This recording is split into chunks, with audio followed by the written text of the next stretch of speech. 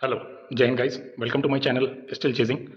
सो कल सीपीओ की answer key आई, एसएससी एमटीएस का रिजल्ट आया, एसएससी सीजीएल का भी रिजल्ट आया। तो पहले तो बात करेंगे एसएससी सीपीओ की आंसर की के बारे में। मतलब पेपर का लेवल जो है वो मॉडरेट टू डिफिकल्ट माना जा सकता है, ठीक है। और काफ़ी सारे जो है वो रॉन्ग क्वेश्चन है, काफ़ी सारे, ठीक है।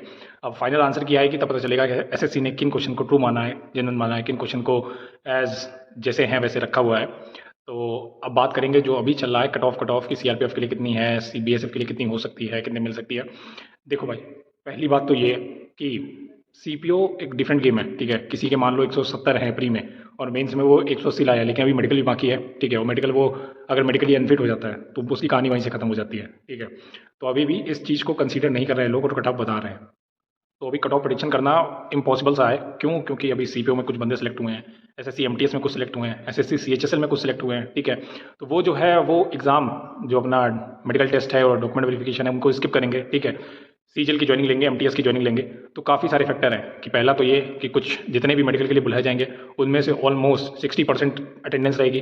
फिर जितने 60% जाएंगे, ठीक है, उनको 100% मान लो, तो उनमें से ऑलमोस्ट 70% जो है वो फिट होंगे और बाकी सारे रिजेक्ट हो जाएंगे। कुछ डॉक्यूमेंट वेरिफिकेशन में निकल जाएंगे 5 से 8%, 10%, ठीक है। तब जाके एक कट ऑफ उस समय डिसाइड कर सकते हैं जब हमारा डीवी और डीएमई का डेटा हमारे पास आ जाएगा, तब हम कट ऑफ का प्रेडिक्शन करना बहुत ईजी हो जाएगा। अभी कट ऑफ का प्रेडिक्शन करना बेकार है। लेकिन हाँ, अभी भी जिसके 280 आ रहे हैं, ठीक है, 280 इन ओबीसी कैटेगरी या आपका ईडब्ल्यूएस कैटेगरी, तो वो मान के चलो कि कहीं ना कहीं आपके पास चांसेस हैं कि आप जो है वो एक मतलब जो लोएस्ट पोस्ट होती है, लोएस्ट पोस्ट तो कोई कह नहीं सकते, सारी इक्वल ग्रेड पे की पोस्ट है, लास्ट में बंदे जो है वो सीआरपीएफ को ऑप्ट करते हैं, तो आपको सीआरपीएफ मिल जाएगी, ठीक है। या आप मान के चले आपके 290 के समवेयर आ रहे हैं जनरल कैटेगरी से, तो आपको सीआरपीएफ मिल जाएगी, ठीक है। अब मैं ये क्यों बोल रहा हूँ? क्योंकि अभी भी मेडिकल जो है वो गेम चेंजर है, डॉक्यूमेंट वेरिफिकेशन गेम चेंजर है। काफ़ी सारे बंदे स्किप करेंगे, ठीक है, और काफ़ी सारे फेल भी होंगे। तो अभी से इतना बर्डन नहीं लेना है, जस्ट कीप गोइंग, ठीक है।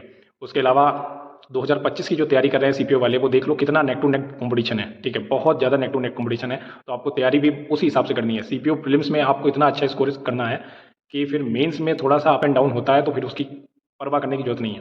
तो जो भी 2025 सीपीओ की तैयारी कर रहे हैं, ठीक है, उनके लिए किरण पब्लिकेशन की इंग्लिश की बुक, क्योंकि इंग्लिश का वेटेज सीपीओ के पेपर में ऑलमोस्ट 250 नंबर का है, तो किरण पब्लिकेशन की इंग्लिश की बुक रिफर करें, ठीक है।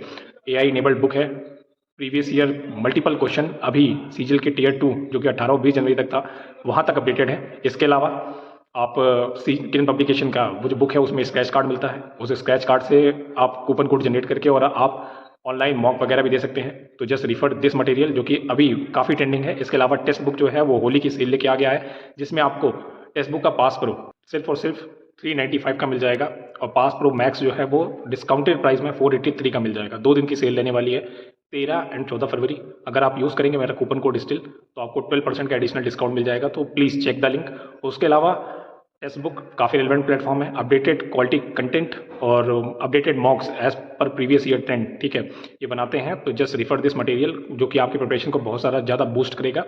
सो इसके अलावा आप मेरा टेलीग्राम ग्रुप ज्वाइन कर सकते हैं और आप 1-on-1 डिस्कशन में से कर सकते हैं। कुछ भी डाउट आप पूछेंगे तो मैं उसका रिप्लाई दूंगा जब मैं फ्री होऊंगा। बात करते हैं मेरा एसएससी सीजीएल का स्कोर क्या रहा।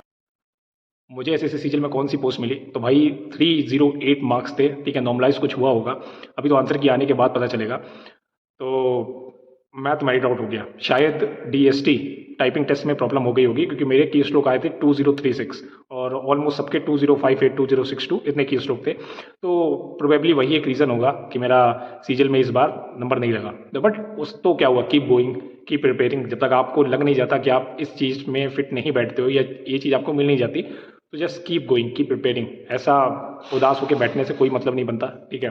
जिनका भी सीजीएल में नहीं हुआ है, जिनका भी एमटीएस में नहीं हुआ है, या जिनके सीपीओ में कम मार्क्स रह गए हैं, तो भाई क्या हो गया, दूसरे भी एग्जाम में उनकी तैयारी करो। जब अभी यहाँ तक इतनी मेहनत करके आ गए हो, थोड़ा सा और मेहनत कर लोगे तो चीज़ें और मतलब होपफुली हो ही जाएंगी और हो ही जाती हैं।